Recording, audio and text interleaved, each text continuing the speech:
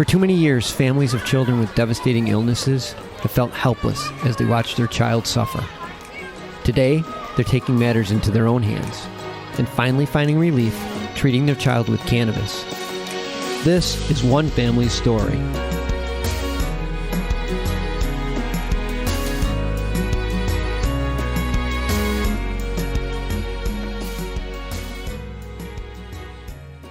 Welcome to another episode of Love and Cannabis.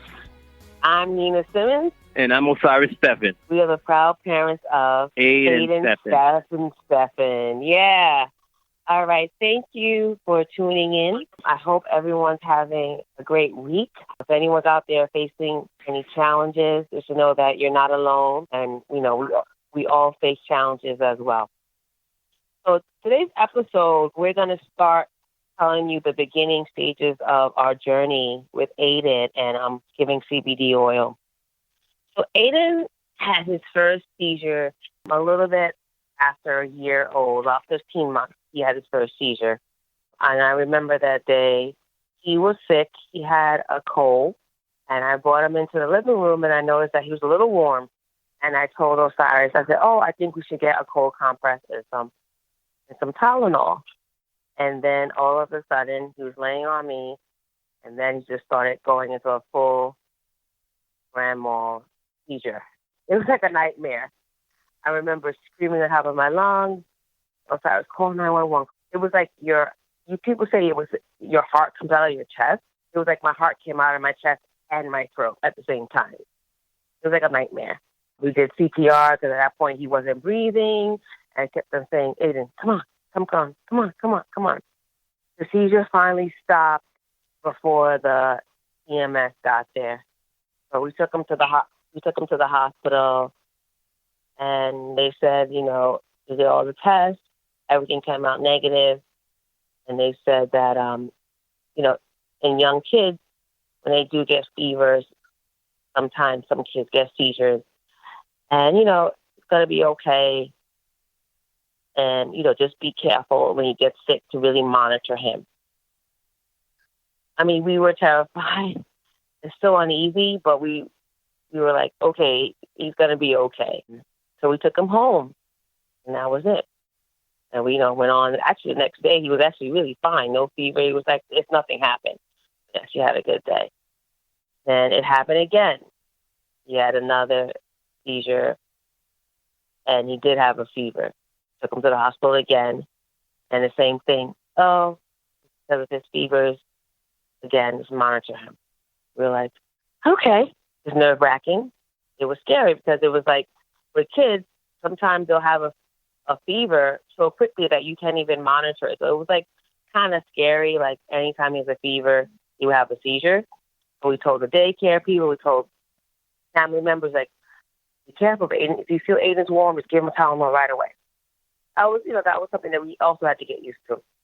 But, we did. We were always on edge a little bit, but we got used to it. Then the third time, the seizures were a little different. He woke up and he was doing these weird staring spells and then having minutes where it was like he couldn't breathe. We didn't really know what it was. And I had to go to work that day. So then I called Osiris to check in, and he said, I think he's having seizures.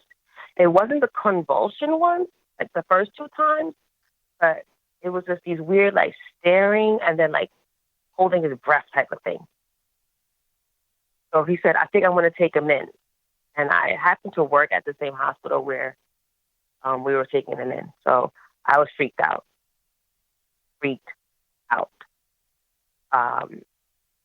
Didn't know what to even think of it. It's like a time where you just feel so in shock that you don't really even know how to feel. So at this point, they admitted him because he didn't have a fever. And they did all these tests.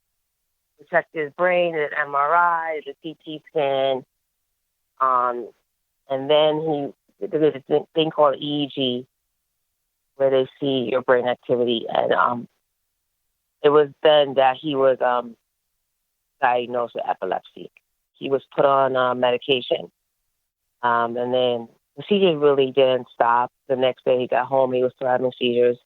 So then the doctors just say, okay, increase it. Okay, doctor, he's still having them. Okay, increase it. So it's like this thing where they keep increasing it. So he was on the max dose of this one medication. And I remember this day again, quite clear. I went to do a race, like a 5K. And I come home and there's an ambulance in front of our building. So when you live in Manhattan, you see an ambulance, it could be anything because all the apartments are so close. And I'm like, is that for someone in my building? And it was for Aiden. Apparently, he had a big seizure with Osiris when I was at the race. And we took him into the hospital again, and he was hospitalized. This time, they said they're going to put him in another medication. And I remember crying my eyes out because I knew this medication was very strong. And I remember thinking to myself, I hope it doesn't take his personality away. Because that is the case in some medications where, the kids are sedated or they become another personality, aggressive, so on and so forth. And I remember crying to my friend who was a physician who came to see us.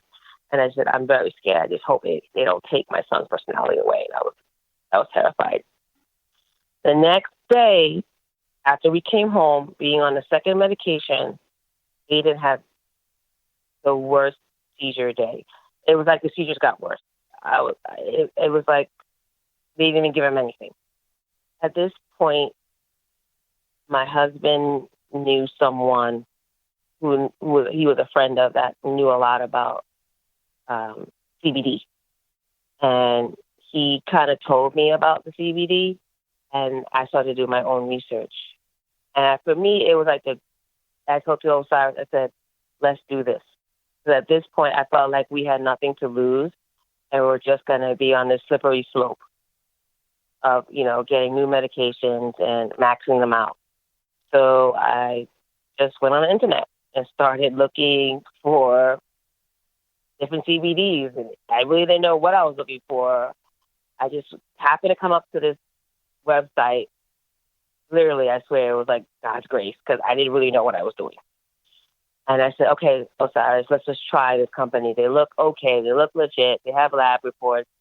They were based out in South Carolina. And so happened that there was a company, that was actually not a company, there was a store in South Carolina that had the CBD oil. And it happened to be not too far from where my family lives in South Carolina. I called my aunt crying, desperate, basically saying, can you ship me the CBD oil? I didn't really tell her what it was. I didn't tell her it was from the cannabis plant. And she was like, what? I said, just please help me. She's like, okay. Did it right away. And there it goes. So, and that was the start of our CBD journey. So Osiris, I was also going to give his perspective from a male's perspective of what happened.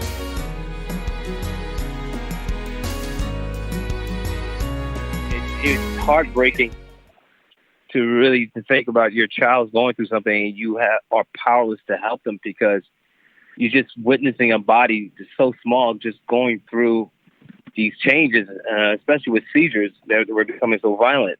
At the time when this all started, I had just finished leaving a job that I was with for quite some time. So I became a stay-at-home dad. So I was spending great time with him, with Aiden.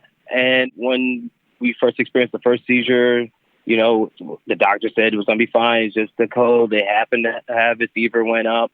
And so, trusted the doctors and what they were saying. Then it happened again a month or so later, and then another one a month later. And then finally he was hospitalized. But during that same time, I was dealing with my own medical issues where I was finding out that my heart rate was dropping low. I had to have a procedure done, only to find out 3-4 days later, my son has a complete grand mal. And I remember this day, Nina Express, when she came to the house and there's an ambulance sitting outside. He was running through the hallway, being a 2.5-year-old, just running through the hallway. Then I hear a thud. And I stop hearing his voice, and I come out of the kitchen. I find him laying there, just shaking, and he's just shaking in my arms. And I'm like, I scooped him up. He's shaking in my arms. And I didn't know what to do. His eyes were rolling in the back of his head. His lips are turning blue, and I'm trying to give him CPR. I'm yelling at him. I'm feeling like, Aiden, wake up, please, please. And tears are rolling down my face because I'm scared. You know, and, you know, this is my son. I don't know what to do. I'm like, I've never frozen before, but then I realized that he's having a seizure. And I've seen one before in an adult once, but to the extent of when you see a 2.5-year-old is so different because they're so small and so helpless. And I felt vulnerable and helpless at the time. And I just decided to call 911. I don't know what to do. I'm scared and I'm alone. So I called 911 and the ambulance came. And at the same time, Nina comes up the stairs and I expressed to her, you know, that he had a seizure. The seizure stopped after about 10 minutes. And they said, well, you know, you call the ambulance, we got to take him in. So I said, no problem. We took him in. During the time in the hospital, he did have another seizure or two. And so they admitted him for observation. They came back to us and told us that he has general epilepsy. I was stunned. I'm like, I just didn't know what that meant. Seizure is one thing, but epilepsy is something I haven't heard before. And so I'm just shocked, and they're throwing questions at us, and we're like standing there trying to figure out what's going on with our son. How did this happen? How come we didn't know? What, you know, how come we did not know? Really just like how we're in the situation. And these doctors are coming at us from different angles. Oh, I see he wasn't vaccinated. Oh, last time he had, well, and all these questions that is like coming in and out of one ear. And I'm sitting there like, look, I can't answer your questions. I'm trying to figure out what's wrong with my son. Please tell me what's wrong with my son. Why does he have epilepsy? And the only answer they came was, we don't know. That was the only answer that we walked away. We don't know. We had to stay. He has to spend the night. We observe him, and we'll run some more tests. Even after all the tests, they just still could not tell us exactly what caused it and how and why he has it. Again, as a father, you're just feeling helpless and just hopeless. Like, this is my family. What am I to do? Like, how do I solve it? Because as a male, you know, your thing is to solve problems, is to come to get an answer, is to, you know, be that, you know, the problem solver, the solution maker. And this one time I just really had nothing. And I felt so empty and so defeated. And just thinking about, like, where do we go from here? Like, what's next? And doctors are coming in saying, well, we're going to offer this medication. Oh, you know, he's got to take it, and then we'll see from there. And then if we need to increase it to get the therapeutic level, we'll keep doing that. I've always been apprehensive about medication, especially certain drugs, because I know the side effects can be long-term and sometimes detrimental, especially to a child. So I was already apprehensive. And I recall during my time while I was home, I was doing research on, you know, the next industry to get into, because at the time I wasn't working. So I thought, you know, find out. And that was the time I met a gentleman who was running a association, and it was based around cannabis and hemp. And he educated me about cannabis and stating that cannabis is a medicine, it's not what you think. And I'm like, I don't understand, because my experience with cannabis when I was younger is that you smoke around, you know, you hang out with your friends, you're smoking, you're getting high, you're being silly, you're having the munchies, you know, basically the stoner thought process of, you know, what cannabis was, not knowing that a year later that I would be turning to it as an alternative to treating my son. And I recall that called me and say, look, I have a friend I met, and he told me about cannabis being, you know, a medicine that you could actually, it's being used to treat epilepsy and seizures in children. She was like, oh, really? I was like, yes, I think we should look into it. I think we should consider it. All right. So she did her own research. Being the medical profession that she's in, she did her research, and she did find documentation on it. She's like, okay, I think we should give this a chance. I mean, we have nothing to lose, because we both were concerned about the side effects, the long-term effects of it would have. Because I've seen stories or read stories of kids who are on medication for a long period of time start to lose a part of themselves. They're sleeping all the time. They're lethargic. They're not engaging. They're almost like lifeless or zombies. I don't want to sound negative about it, but that's what I've seen, and that's what I read. And that was one of the things that we really were concerned about happening to our son while we're trying to figure out how to cure him of it. Because that's been our ultimate goal, is How do we cure him? Not just treat him, but how to cure him of this.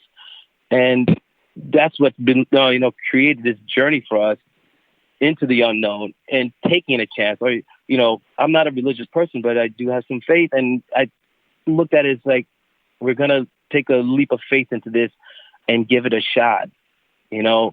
Despite everything else and all the stigmas that are coming with it, we said, this is for our son. We have no choice. I can't be concerned what others may see us or think about it, especially family.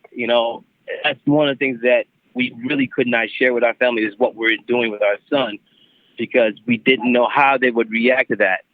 And so it was one of those things that changed everything around. But knowing that this is going to empower us if we see the change that we're hoping to see.